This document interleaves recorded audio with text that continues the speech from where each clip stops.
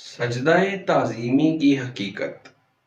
इस उन्वान के तहत हज़रत पीर सैयद नसीरुद्दीन नसीर गिलानी रहमतुल्लाह अलैह अपनी तसनीफ़ राह रस्म मंजिल हा में तहरीर फरमाते हैं कि अगर कोई मुरीद जहालत के सबब अपने पीर के मज़ार या आज खुद पीर के सामने सजदा कर दे तो मुतशर्रा शेख उसे हरगिज़ ये हरकत करने की इजाज़त नहीं देगा।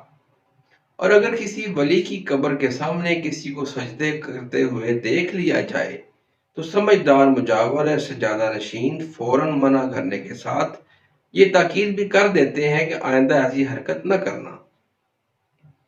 सजदा इबादत सिर्फ अल्लाह ताला के लिए जायज़ है, हालांकि मुरीद बेचारा बवजह जहालत सजदा की शक्ल इख्तियार करता भी है तो ये इबादत हरगिज़ नहीं बल्कि बानियत ताज़ीम करता है, मगर उलमाए कराम इससे भी मना करते हैं। जैसा कि पीर मेहर अली शाह रहमतुल्लाह अलैह ने इसके अदम जवाज़ का फतवा सादर फरमाया कि शरीयत मुहम्मदिया में सजदा ताज़ीमी भी ममनू है। बाज़ लोग ज़ायरीन पर यह एतराज़ करते हैं कि दरगाहों पर हाज़री के वक्त ये लोग कब्रों को सजदा करते हैं या अपने मशाइख के सामने भरी मजलिस में सजदा रेज़ होते हैं। ये महज इल्ज़ाम तराशी और बुहतान है। ऐसा कहीं भी नहीं होता, ना कोई ऐसा करने देता है। बिलफर्ज अगर कहीं ऐसा देखने में आए तो उन्हें आराम से समझाना और मना करना चाहिए कि ऐसा करना पहली उम्मतों में जायज था, मगर आप इसकी ममानियत है।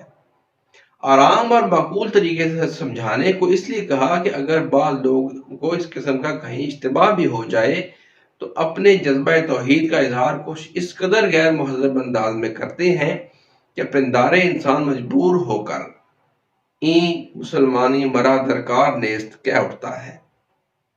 अगर बिलफर्ज किसी ने अपने शेख के मज़ार या खुद शेख के आगे जहालत या मोहब्बत की वजह से पेशानी रख ही दी, अब उसकी नीयत तो खुदा ही जानता है कि उसने माथा ताज़ीम के लिए रखा या इबादत के लिए।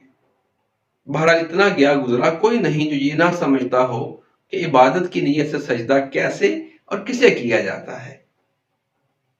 मुख्तसर ये कि समझाने में बदतमीजी करना और ड्रामाई अंदाज में चिल्लाने लग जाना कि अरे तोबा तोबा, तुम ये क्या कर बैठे, गैरुल्लाह को सजदा कर दिया, तुम काफिर हो गए।